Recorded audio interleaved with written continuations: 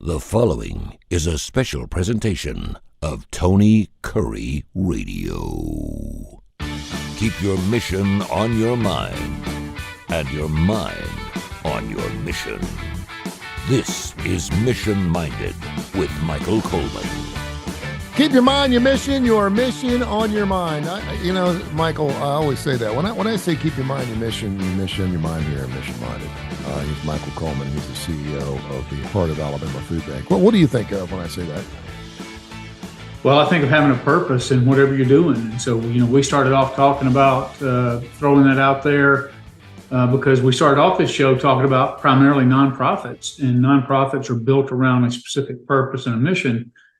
But as we got into this, we realized, well, everybody, you have missions both individually, your goals and what your aspirations of what you're trying to accomplish in your business, but then you also have who you want to impact through your business. And so it is very much, lots of times people say a mission, you kind of think maybe you're talking about, religiously, because there's missionaries and all those kind of things. But really, it's all about having a purpose and making sure that you are fulfilling what you believe your purpose is, both individually and corporately or in your business. I think it's turned out to be a perfect title for what this show has turned into, which I'm very, very proud of. And of course, we also have another show called Bite by Bite, which airs right after this one here on Tony Curry Radio on the TKR Radio Network. Of course, you can listen to both of those shows through podcasts. We're available on every major indice, any podcast out there. You can find us, and of course, also watch us right here on our YouTube channel, on the Tony Curry Radio YouTube channel. So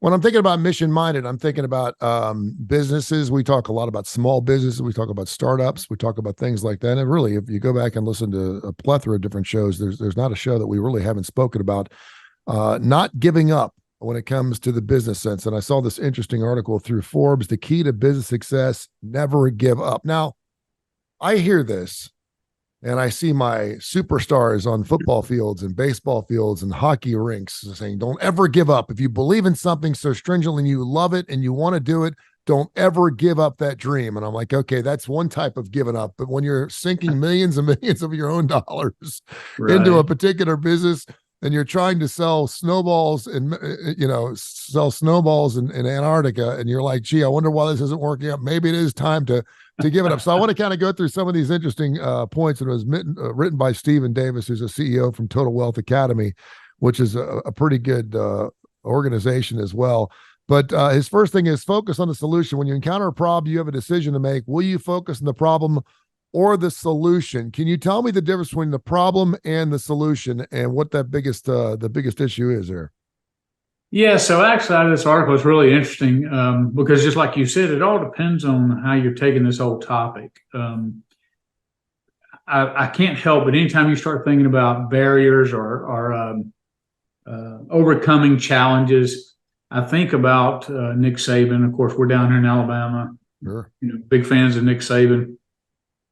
But he talks about it really, it's like what Rocky says, and he mentions it in this article, that Rocky's talking to his son. It's not how hard you hit, but how hard of a hit can you take and keep going. And so Nick Saban preaches that about everybody's going to take hard hits, and you're going to have challenges, and you're going to have adversaries out there, and you've got all these, and how well can you adapt to take this punch? And so it depends on, again, what angle you're talking about.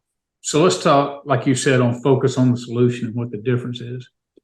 I have people all the time that come up and they are very frustrated because they've run into a barrier.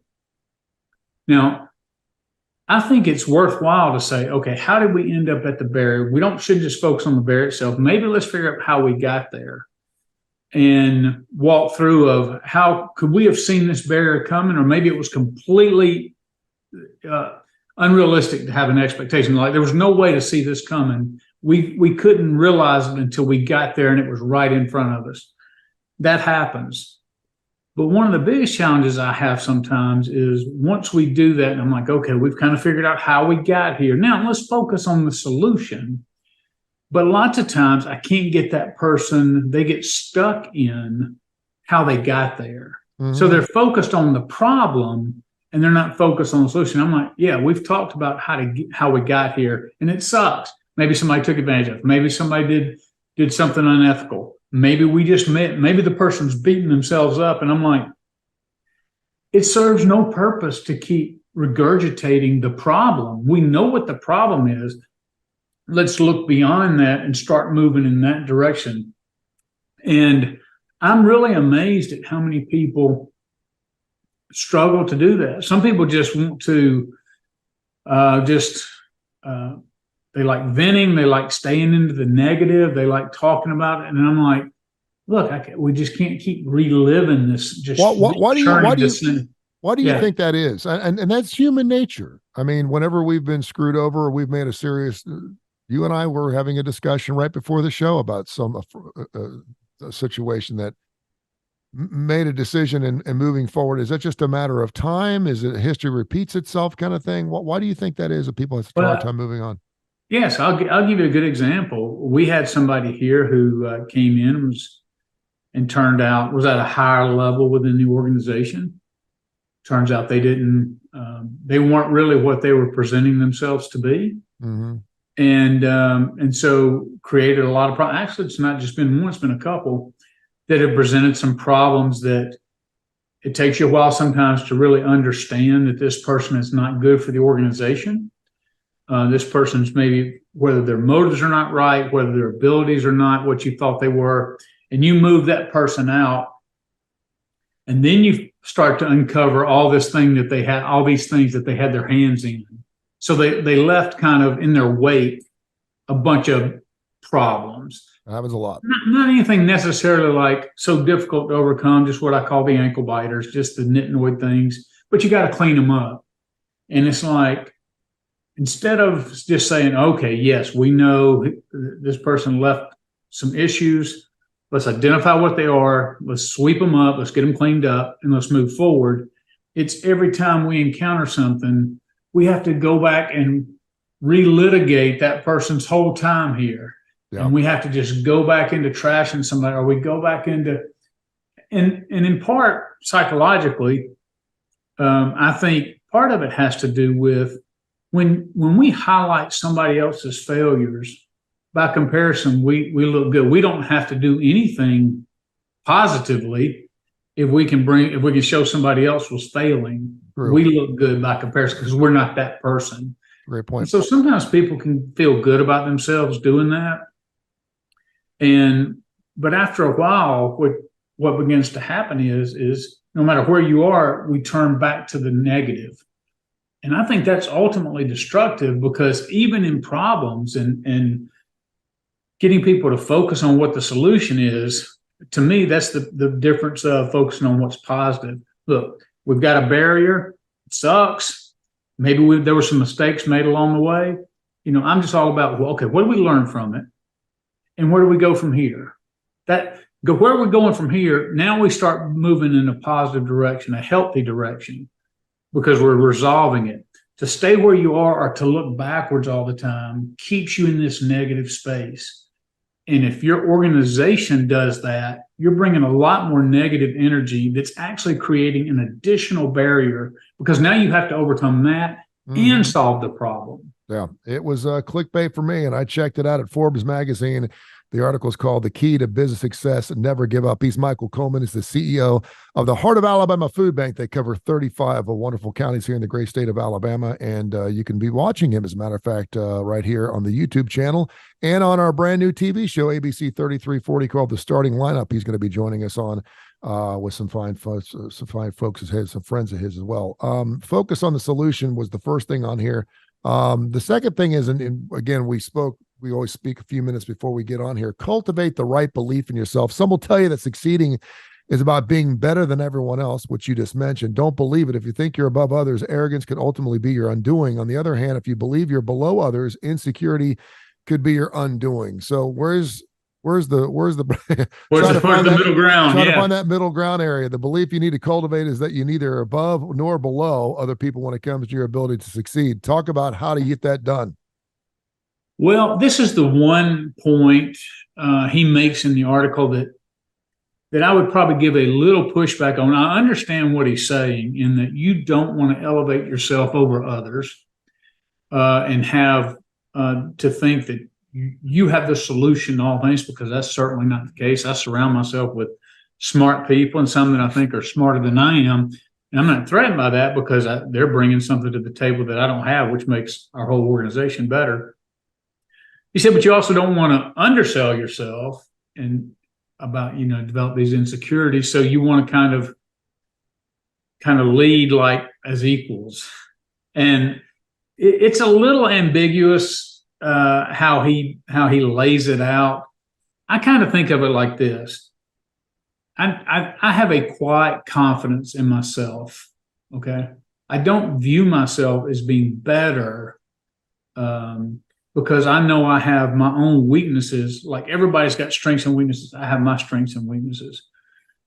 But I understand that it's my responsibility to lead the organization, which is to find the right solution.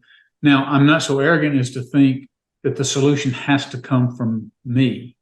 But ultimately, I have to pull ideas from the team, search ideas, go to outside consultants, whatever it is, because I have to be able to see what is the right solution, what's the best steps moving forward.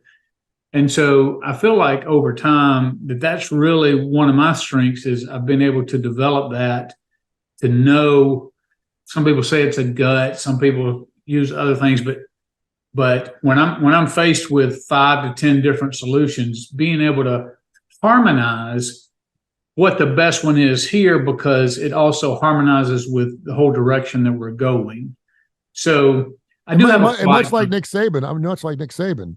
I think that takes an enormous amount of strength to actually delegate and find people, places, and things that are underneath you or around you that you can actually utilize to make your organization look better. You don't take credit for those things. I mean, you just went through an entire rebranding with the Montgomery Area Food Bank to Heart of Alabama Food Bank, and it looks fantastic. And obviously you needed a lot of help in a lot of areas that you weren't an expert in those particular areas, but you're the leader of this organization now. And because of that, it makes you look, and I think that takes a lot of strength to do that, to ask. You've always been asked for help when you can. Sure. Oh yeah. Well, and when I was first starting coming up, I tended to drift more to the arrogant side, thinking that I had all the answers or that I had to come up with the answers. And life and my faith has a way of humbling yourself. It has a way of humbling you. And so I've been humbled many times. Now, if you were to ask my wife, she'd say it's because I have so much to be humble about. So that's very true. But no, life, as we go through these challenges, I just recognize, and that's really takes a load off me to recognize I don't have to be the smartest person in the room, but I do have to be able to recognize on any given issue who is speaking, who is the smartest person, or who is coming up with the best suggestion, taking that, utilizing it, moving it forward, maybe sharpening the idea to better bring it in tune. And then, of course, giving credit where credit is due and not making sure that it becomes my idea. If somebody points it out and says, oh, that's a fantastic idea, like Heart of Alabama Food Bank, that they said, hey, I love the name, where'd it come from? And I was like, it was a collaboration. I'm not really sure that one person came up with it, but it was a bunch of names and stuff being thrown out. Can you give credit to ChatGPT?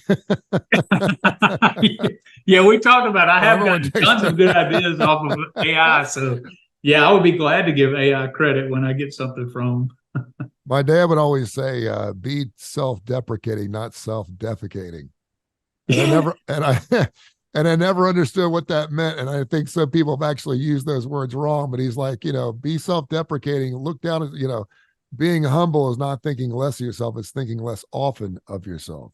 Well, nobody likes a guy that comes into a room, and I learned this a long time ago, to make fun of myself, because nobody likes a guy, number one, who thinks they're the smartest person in the room. And nobody likes a guy who loves, and I love to laugh, but imagine if I'm always laughing and as soon as somebody comes at me with something, that, I don't think it's funny. I mean, why are you coming to me like that? But I've taught my children this. I'm teaching my grandchildren. Look, if you're in a group of people, to be able to laugh at yourself is one of the best ways to be accepted by the group, because you're not coming in with pretentiousness. You're just like, look, here I am. And yeah, I've got some things about me that are funny and fun to mock, and I'll be right in there with you. And I said, just lead in there with it. And so it's very true. It's always, self-deprecation is a great social tool to help you fit within any particular group. All right. According to this article here, and the final thing is, and I have to read this, because when I hear don't make a plan B, I'm like, what in the world are you talking about? There's always a plan B, is there not? I hate having a plan B for one simple reason. When you have a plan B, it's much easier to give up on the plan A because you have something to fall back on. In fact, I would have saying a plan B can be one of the biggest obstacles to success. Instead of making a plan B, I recommend you make a full commitment to plan A and do whatever it takes to achieve it. I don't think that we all go into, well, maybe we do, because even and you're in the military, even when you go onto a field of battle, you're like, okay, if this doesn't work, what's our plan B? You have to have that blueprint to know how you're going to succeed. So what's your thoughts on this particular idea? Well, it's funny because lots of times in the military, when you're sitting down and you're strategizing and you're like, okay, here's where we are, here's our objective, here's how we're going to do it. And they don't usually go over a plan B. The idea is you execute plan A, and you may lose half your guys going in to do plan A, but the goal is you're going to take that hill. Now that's probably more Vietnam, Korea era. Mm-hmm. We have so much technology now. We're shooting missiles over there to take a hill, but there's not a lot of plan B. Well, it's interesting. I kind of think about when I start initiatives, we don't typically build the whole thing and then launch. And some people are wired that way. They want to get all the answers. They want to know everything that's foolproof, and then they want to step out in it. And then I'm a guy, for right or for wrong, that likes to build it on the go. And the reason is because I typically don't launch with a plan. I mean, to me, plan B is going back to status quo. Yeah. Like if we start an initiative and it just blows up in our face, or the funding falls apart or whatever, well, then we just go back to we just retreat back to where we were. But what I like to do is get enough of a framework that you can clearly cast a direction, and then you begin to move forward. And when you build it as you go, because you already anticipate, you could sit there for a year. And if you were talking about an airplane, they talk about building while you're flying it. You could build an airplane and you could sit there for a year and think of every possible thing that could go wrong.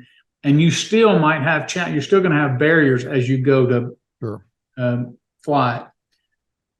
To me, you're out there building it as you go. And as barriers come up, you navigate them as they come up. And to me, it's actually much more efficient and effective, because you build momentum, you build excitement, and then and it forces you to get out there and actually encounter those barriers.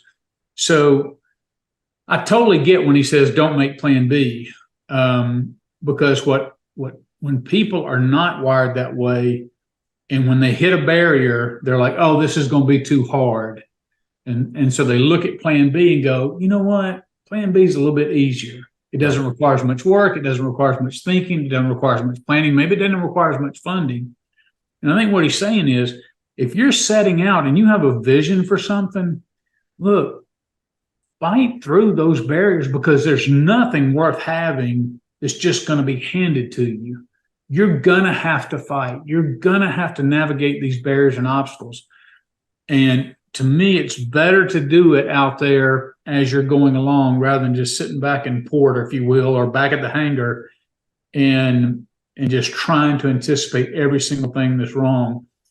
It's almost as if plan B is, if plan A gets too hard, plan B is a fallback. And I think what the gist of his point is, then people aren't ready to they don't go into it with their full heart and their full mind. And so when they do run into some stuff, they just retreat easily back to plan B. He writes, I think this is the kind of bold statement that every business leader should make. If you truly want to succeed, accepting that you are going to encounter things that will knock you down, just never accept defeat, which I do think is really smart. And you always talk about there's no failures, just learning experiences from all these things. But if you're going to go into this, let's assume, just when I read this, the first thing I thought of was my business. You know, when you go into a business plan or a startup business, we know that 70% of all startup businesses don't make it past 3 years. And those 3 points, again, are focus on the solution. They're also cultivate the right belief in yourself and don't make a plan B. I want to back it up since we have just a couple minutes here left. You always talk about if you're starting a business, you want to give yourself the best chance at being successful at whatever that business is. And how do you go about doing that? And that is talk to people. Reach out to people, do small group, do whatever it takes, but get in front of people and give them ideas and be willing to accept their ideas or what they think is going to happen with your business. Talk a little bit about that, because I think that's brilliant. Well, it's a very biblical principle. So when I say don't make a plan B, I don't want people, and that you build it on the go. I don't want people to think that I'm saying act haphazardly. It's a very biblical concept to me. Where Jesus goes by, and it's a whole parable about, counting the cost of what it is to build a building. Otherwise, if you just rush out there and you don't even realize what it takes to build it, and then you run out of money, and then people walk by and say, well, here's this part building they started and they ran out. So I'm not talking about haphazardly doing it, but I'm just talking about when you get into the execution, some people are afraid to begin to act. But as you know, I've had a small business, still had it. And there are lots of times you make important decisions. When COVID hit, most of our business, because our business was right there on the interstate on I-65 headed south and a lot of beach traffic, well, all that disappeared. Mm-hmm. So we had to make a decision. Do we continue to put money in the rent of a building? All the things that it would take when, in essence, we weren't getting very much traffic at all. Or do maybe we go to something online or a hybrid, and so when it talks about don't make a plan B, I think it's behind the idea of when you set out, you make sure you do your research, you make sure you have your facts, and then you launch out, and you don't have something to easily fall back on, but face those obstacles and push through.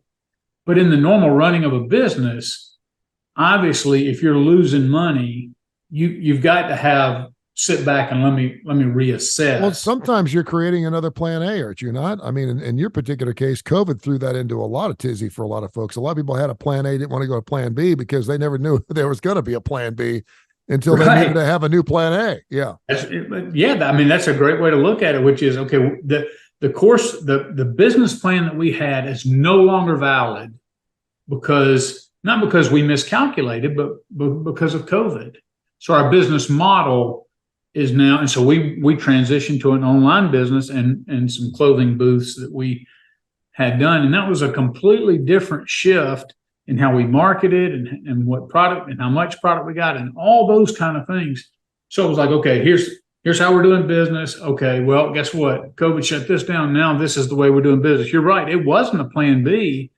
It was, this is no longer working. Now we have to put it in go a different way, or shut the business down. We couldn't. It wasn't a fallback plan B. It was a readjustment of what our primary plan was. Can you talk about, though, getting around a close group of very important individuals in your life when you have a business idea and saying, listen, I've got this idea, what do you think? Yeah, so let me tell you, and this is all coming from experience. When I started my nonprofit from scratch, the guy told me the very first thing you need to do is do a business plan. And I'd never done a business plan before. And I said, okay, well, what's that about? And he showed me an example of one. And he said, basically, you want to answer every single question about your nonprofit. You want, why is this nonprofit needed? Who exactly is it going to serve? How much is it going to cost? What impact do you hope to make? And so I had 5 guys that I knew would read it seriously, and I sent it out to them. And I said, hey, I want you to red ink this up. If there's any question it doesn't answer, and it came back and it was a bloody mess. I mean, they destroyed it. But they were so right. I had left so many huge gaps in this business plan. And so they brought up all these questions. And so I had to go back and answer them. And that was part of getting the launch right and doing all those things. And it really just sharpened and honed myself, honed my whole plan. And I tell people all the time, everybody, no matter if it's personal things going on in your life, whether it's business practices, whether it's of a spiritual nature, no matter what it is, everybody needs a group. Now, you don't have to have the same group for all of those. You can have you can have business professionals that you trust. You can have spiritual people that can be an elder to you, or a confidant, or just an accountability partner. And you can have that in your personal life. So it can be all different groups. But yeah, this life, bottom line is, this life is too complex to go through on your own, personally, spiritually, and professionally. Don't give up. Don't ever give up. The key to business success here on Mission Mind. And of course, also listen up for Bite by Bite, a show we put on right after this show every single Monday through Friday right here on the Tony Curry Radio Network.